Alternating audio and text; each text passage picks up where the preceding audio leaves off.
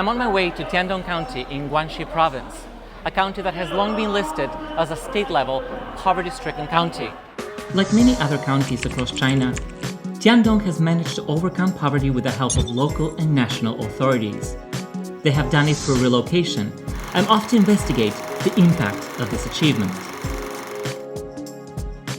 My name is Guangxi Zhuang. I have taught at universities in the United States and in China, and I have been serving the poor since 2003. My first stop is Longbang Village in Guangxi Province, close to China's border with Vietnam. Under a voluntary relocation program, many villagers have moved to modern government-subsidized homes in urban communities in the hope of transforming their lives. But others have chosen to remain in the village, despite the hard living conditions. I want to find out why.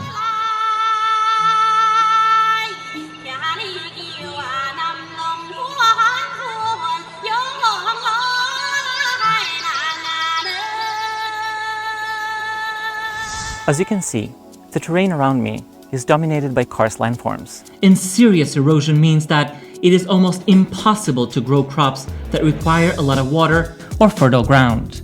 As I enter Longbang, I'm greeted by dilapidated housing structures and poor infrastructure.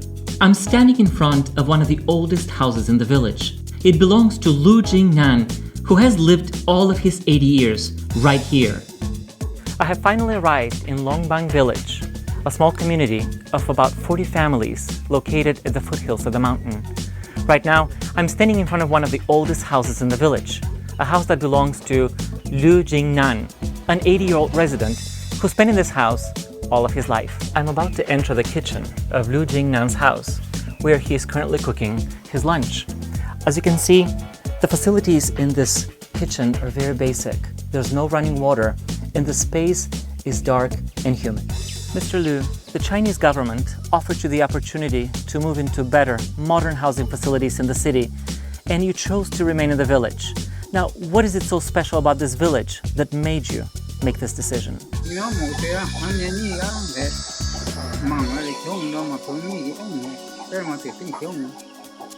Mr. Lu's answer was short, but it struck a chord of a conversation that I once had with an old woman from Baltimore who didn't care much about the poor conditions of her house or the lack of modern facilities in the neighborhood.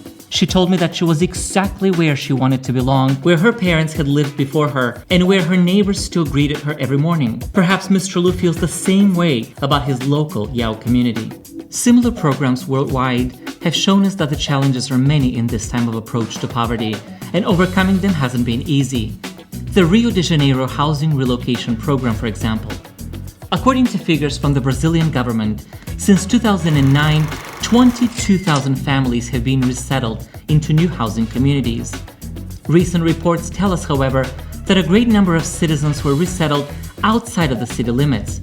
There are higher expenses for utilities, lack of secure jobs and infrastructure in the new communities, and they also have additional physical and mental health concerns. Many concerns have been raised regarding how these and other world relocation projects affect the human rights of resettlers. In the face of such concerns, how has the Tiandong government addressed these challenges? Mr. Lu told me that his son has moved to the city. I'm going there to meet him and other relocated residents. Hello! I'm at the site of one of two residential communities that the Chinese government built for the villagers of Longbang. There are 4 main buildings surrounded by a kindergarten, a school for the children, playground, several convenience stores, a medical center that provides daily assistance to residents, a maintenance office, and a very soon-to-open supermarket.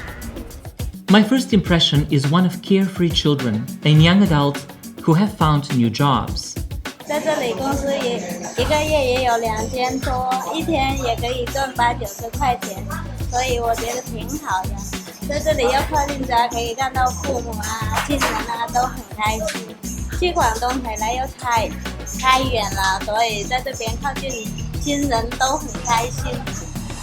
While speaking to the men and women in the factory, I discovered that the owner of the factory is the son of the same man, Lu Jingnan, whom I met this morning in Longbang Village. Mr. Lu, 你好. Your father said that since you moved to the city, you have been able to adapt easily and quickly. Can you tell me what has changed in your life since you moved to the city? 就从山里搬出来后，这里比老家那边好得多了。要不您去我家里看看一下？ Oh, 谢谢. Mr. Lu has just invited us to his house. Let's go visit.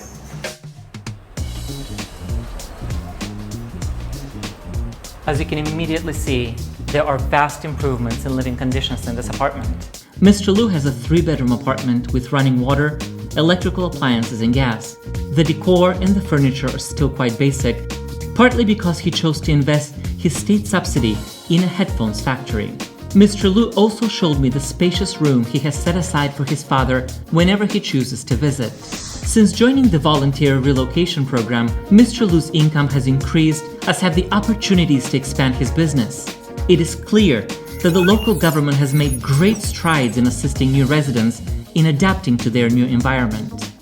The challenges that Tiandong faces are not new to the international community. The clearance of the Turkish Gecekondu areas, the Colombian government's housing policy from 2012, and the 2009 project to address poverty in the Brazilian favelas all failed to meet the needs of resettlers despite positive changes in varying degrees. Homelessness, joblessness, and human displacement continue to be issues in those 3 examples. From what I have been able to observe, these are not issues in Tiandong, but the local government should now consider addressing the particular psychological needs of the new Yao residents. I met people, mostly elderly, who are struggling to adapt to their new environment. For one thing, they don't read nor speak Mandarin, and this creates significant psychological challenges for the new residents. They have had to learn to do things that many of us have long taken for granted, such as learning how to use electrical appliances. So they'll need continuing assistance, but I've been assured that the local government is always looking at innovative ways to try to ensure that the most vulnerable are able to cope in the new surroundings. The government's policy alleviation plan seems to be more than just a relocation program, however, as its focus on promoting and subsidizing local agricultural initiative is stronger than ever. In 2014, the authorities created a plan to coordinate the efforts of farmers in Tiandong, now known as one of the villages of the mango, by bringing in experts in cultivation of the fruit and helping with logistics generally. 08年的时候，我们这里村的时候，我来的时候呢，还是瓦房的多。现在呢，每个家都起了平房了，都起了砖房了。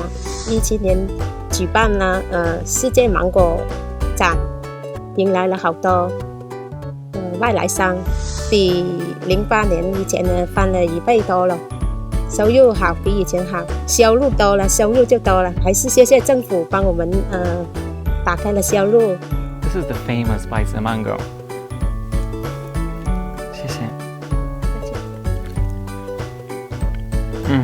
It's really delicious. It's very good.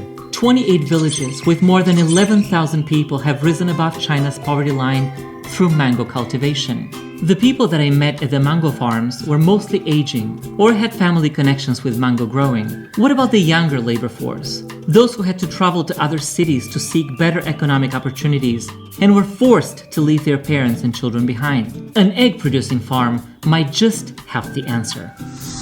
There are over 80 people employed at the farm, most of them from poor families. Behind me is the conveyor belt that delivers the eggs into the packing facility, where workers place them in cartons.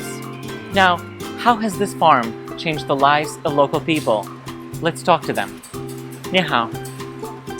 之前我是工资2000，来这里有2000到3000多，然后离家又近，我觉得挺开心的。前几年我在广东，就是在五金上，到这里差不多1年了，看见那个小孩也很开心的，来回也很方便。I'm now in Bingjiang School. This is what happiness and investment in the future looks like. The school covers both primary and secondary students, 3,700 of them. 我们以前的学校比较小，现在这里的学校比较大。以前才学3科，就是学数学和语文还有体育，现在学了7科。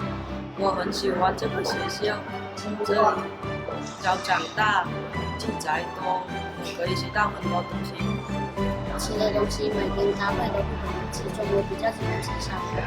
我在这里知道烧鸭、鸡腿、鸡蛋都是我喜欢吃的，然后都是我以前很少知道的东西。My trip to Tiandong County is almost over. I came to Guangxi Province to explore how the government's efforts to address poverty in the area have affected the lives of local people. In the last couple of days, I have discovered that poverty alleviation through relocation can quickly change the material conditions of local people, with better transportation, better facilities, and improved medical assistance. The benefits of this program are immediately obvious. But the psychological and cultural needs of the villagers, especially the elderly, should not be overlooked. The sudden change from the countryside to the busy urban life into an unfamiliar multi-ethnic environment, in this case, can create significant obstacles for some. The Chinese government has developed a more holistic model, which remains a work in progress, but from which other developing countries can learn. I leave Tiandong with my main questions answered. But one thought from the elder Mr. Lu. He said he chose to stay here in Longbang. Many economists suggest that the best way to help poor people from rural areas is to move them out. Others insist that we should let rural areas die. Is one option better than the other? I don't know. What I do know is what I have learned on this trip. The here of the Yao people comes from the soil. The same soil that gives corn to Mr. Lu in Longbang. The soil that produces some of the best mangoes in the world. The soil that allows the citizens of Tiandong County to look to the future without forgetting their past.